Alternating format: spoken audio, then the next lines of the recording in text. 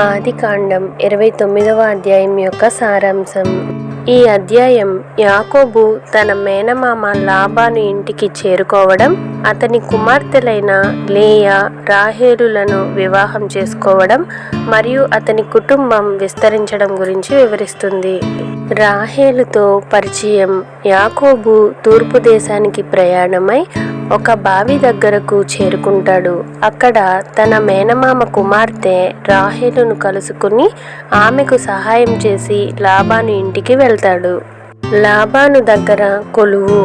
లాబాను ఇంట్లో నెల రోజులు ఉన్న తర్వాత యాకోబు ఉచితంగా సేవ చేయడానికి నిరాకరిస్తాడు.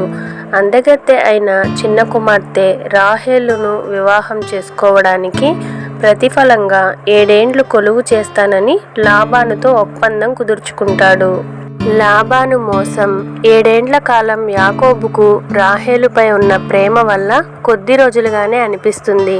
అయితే వివాహ సమయంలో లాబాను యాకోబును మోసగించి పెద్ద కుమార్తె అయిన లేయాను అతని గదిలోకి పంపుతాడు. లేయా రాహేలుల వివాహం. తెల్లవారిన తర్వాత మోసాన్ని గ్రహించిన యాకోబు లాబానును నిలదీస్తాడు.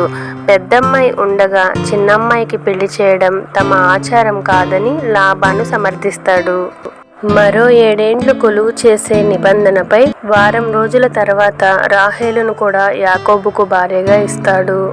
యాకోబు సంతానం.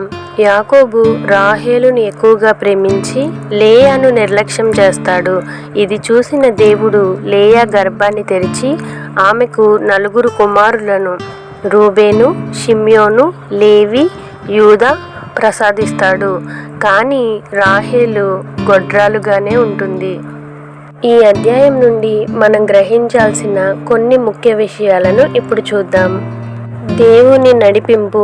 యాకోబు ఎటువంటి దిక్సూచి లేకపోయినా సరిగ్గా తన బంధువులు ఉండే బావి దగ్గరికి దేవుని కృప వల్ల చేరుకోగలుగుతాడు.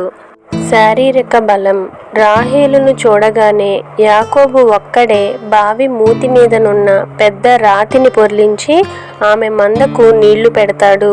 అతనిలోని ప్రేమ, ఉత్సాహం ఇక్కడ కనిపిస్తాయి. కర్మఫలం లేదా ప్రతిఫలం. మోసంతో అన్న ఆశీర్వాదాలు పొందిన యాకోబు ఇక్కడ చీకటిని వాడుకున్న లాబాను చేతిలో మోసపోతాడు.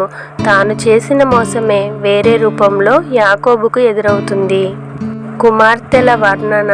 లేయా జబ్బు కండ్లు గలది, కానీ రాహేలు రూపవతియు సుందరియునయుండెను అని బైబిల్ వీరిద్దరి శారీరక వ్యత్యాసాన్ని స్పష్టంగా చూపుతుంది. పేర్ల వెనుక అర్థాలు. లేయాకు పుట్టిన 4 కుమారుల పేర్లు: రూబేను అనగా కుమారుని చూడుడి, షిమ్యోను అనగా ఆలకించుట, లేవి అనగా హత్తుకొనుట, యూదా అనగా స్తుతి. ఆమె వేదనను దేవునిపై ఆమెకున్న నమ్మకాన్ని తెలియజేస్తాయి. శ్రమను ఓర్చిన ప్రేమ.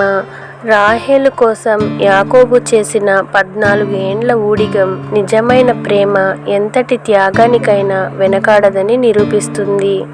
పెద్దల అధికారం.